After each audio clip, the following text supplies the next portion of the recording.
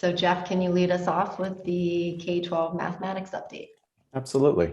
So there's two items that we're going to talk about this morning. So the first is an update on our math placement process at the middle school.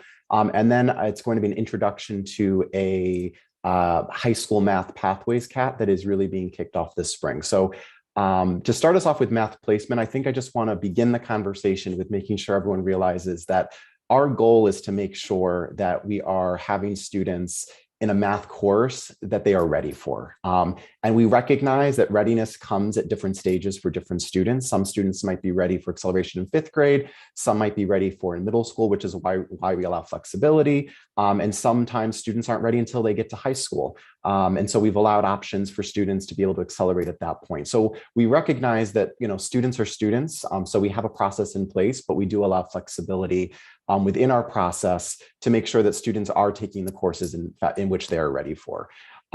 This process also is a year-long process, right? So it's not just something we do right now. It really is something that we monitor student progress throughout the year. We collect data points throughout the year. So really to kick us off, what I think would be good is maybe Linda could give us a quick recap of where we've been this year. And then I'll continue on with where we are now and the next steps. Happy to do that, Jeff. So yes, definitely a year-long process. And some of this may sound familiar to some of you from a presentation that we did this year at the Board of Education meeting. So I'll just talk briefly about the work that has been taking place throughout the school year as we are coming to the end of our placement process now, the next couple of weeks.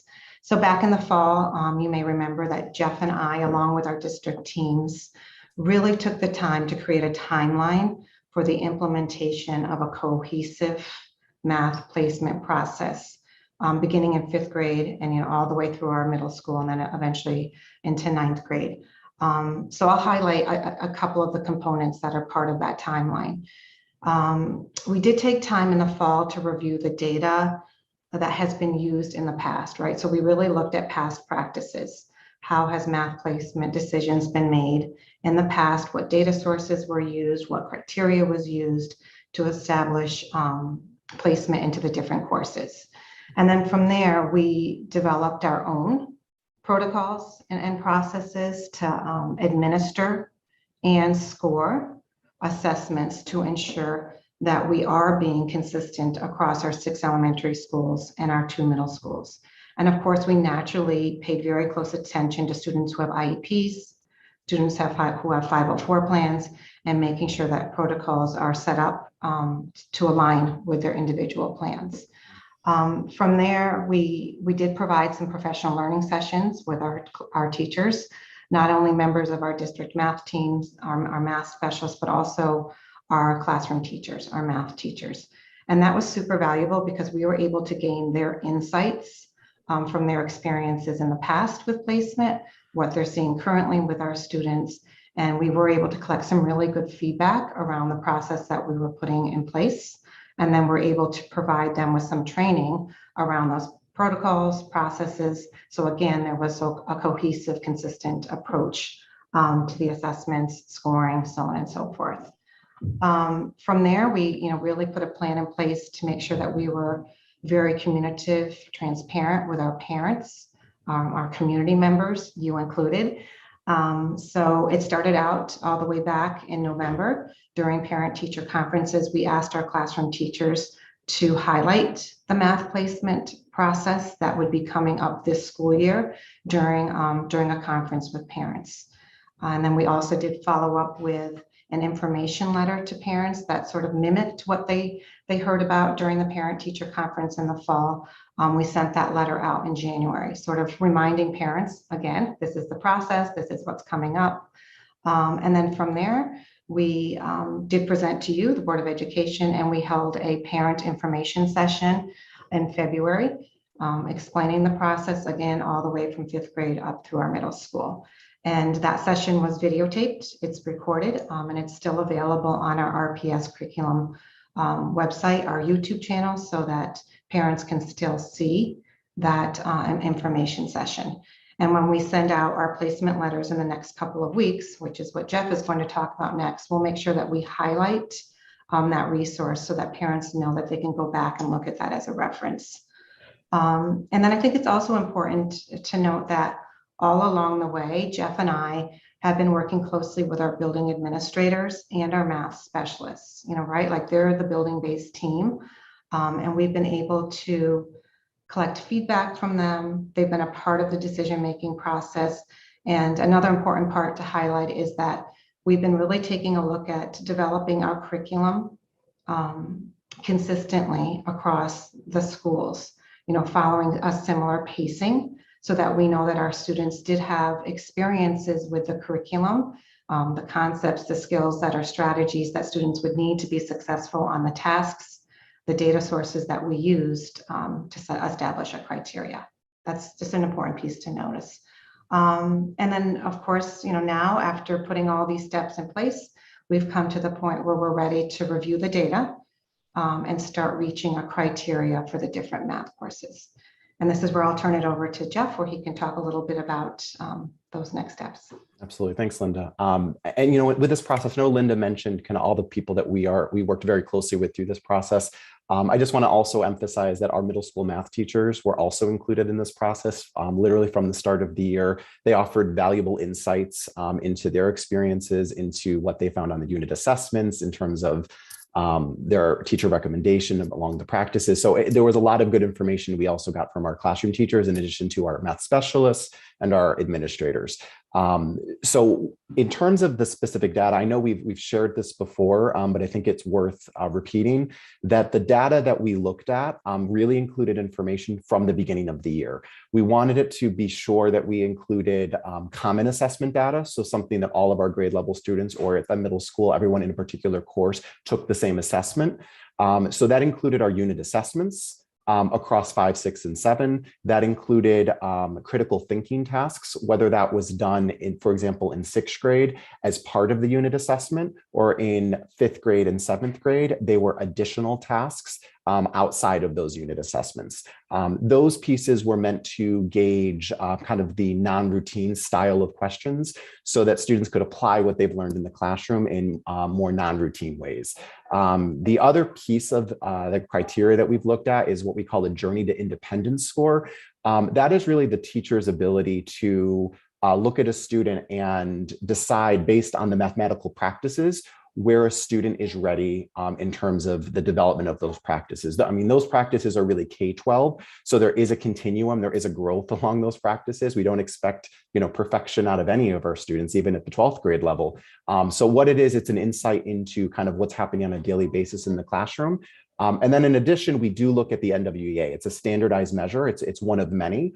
And then what we do is we looked at all this information, and it's key to point out that we do not expect for any of our placement decisions for students to have to meet the criteria for every single one of the items. We recognize that students could have an off day on a unit assessment. Maybe the NWEA was not their day that day.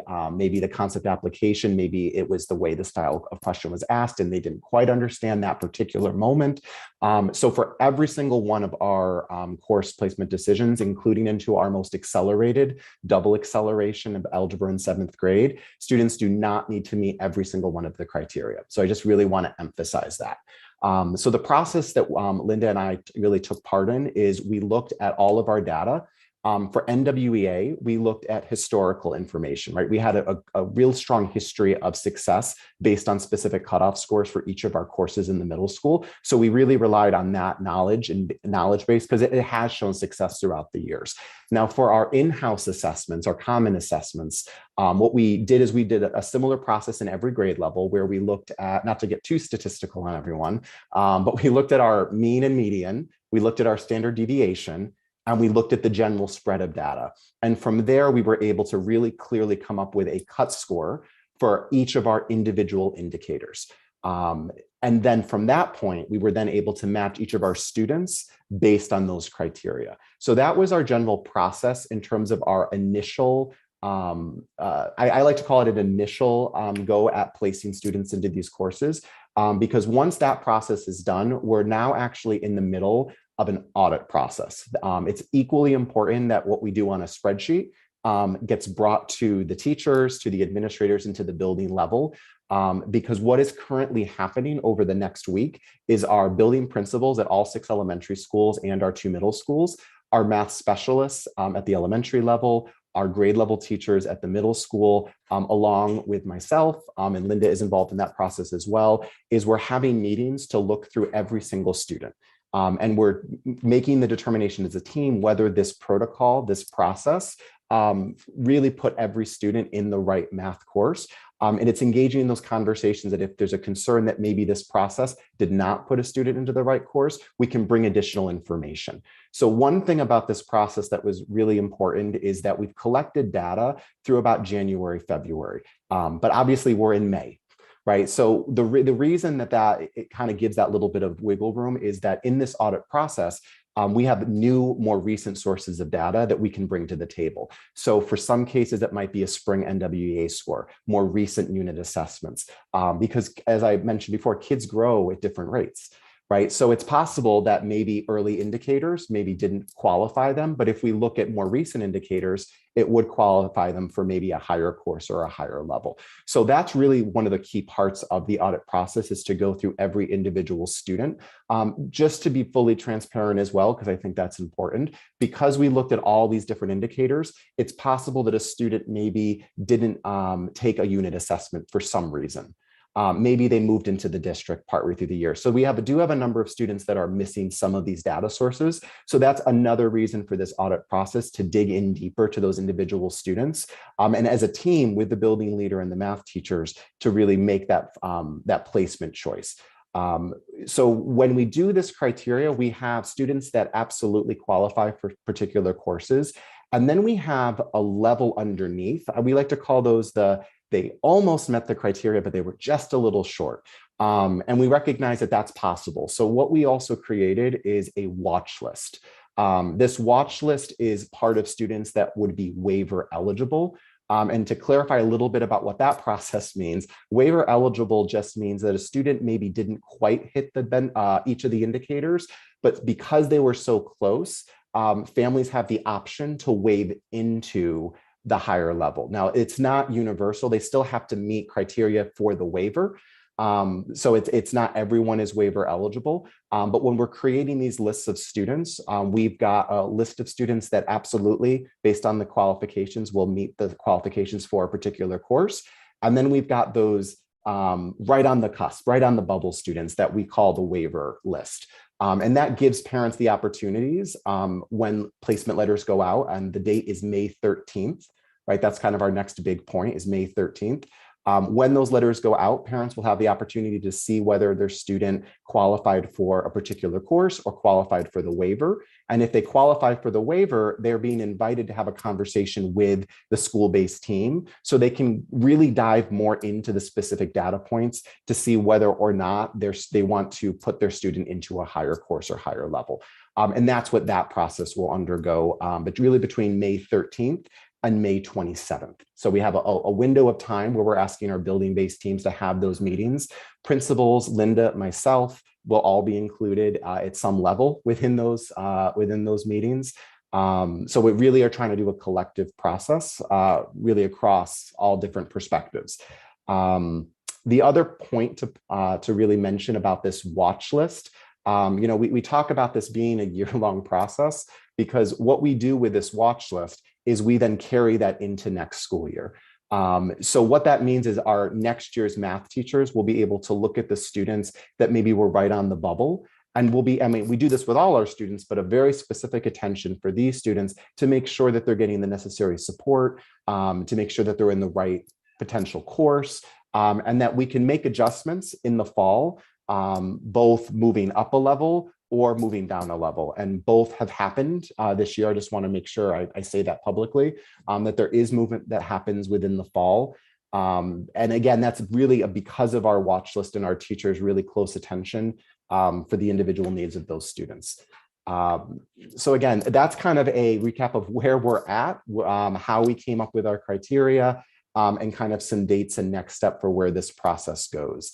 I'm thinking maybe before we jump into the high school math pathways, I suspect there might be questions, unless Corey, you had anything you wanted to add? Okay. No, you did it perfectly. Okay.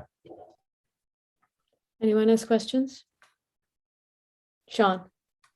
More of a statement than a question. You know, I've been at this part of things for many years, guiding and calibrating my own kids' math pathways, and I think this is about the most transparent and descriptive I've ever heard it. And I think that little video clip needs to be mandatory viewing for all parents who are concerned about how their kid got placed into math. It was always a black box, and parents were always worried that this one test was going to ruin their entire life. I think it's a lot more thoughtful, and you've put together a very, as I said, very transparent methodology here. It's sound, it's scientific, it's easy to read, and everybody should hear this. Agreed. Amy? Hi, just wondering, for those parents, for those families who decide they get the waiver and they decide to go ahead with the more accelerated class, what happens when that ends up being maybe more than the student can handle? Is there a way for them to have an easy out? Does that happen immediately? Do they have to wait till the end of the semester? What does that look like? Yeah, that's a great question. So the process it really includes the math teacher, school administrator, counselor, and I've been brought in many of those discussions as well, to kind of talk with the teacher and look at the information, because that does happen, right? A student may, be in an accelerated course and it doesn't go as well as they were hoping. And I always like to say, in isolation, I think our students can do amazing things, but there's a lot of different courses that students are taking. There's extracurriculars. There's a lot that can be on students' plates. So if there is a concern about a particular level, especially being too difficult, that's a conversation with the classroom teacher. And if we can make that schedule change at the middle school, and it can be rather rapidly. They don't have to wait until the end of a quarter. It can be done mid-quarter. So that flexibility is absolutely there. And to me, it's all about communication, right? Putting the partnership with the families, the student, the teacher, and the school-based administration. So it's all really communicate, reach out to families, or reach out to teachers if there's any concerns. That would be my main message to everyone. Thank you. Anyone else?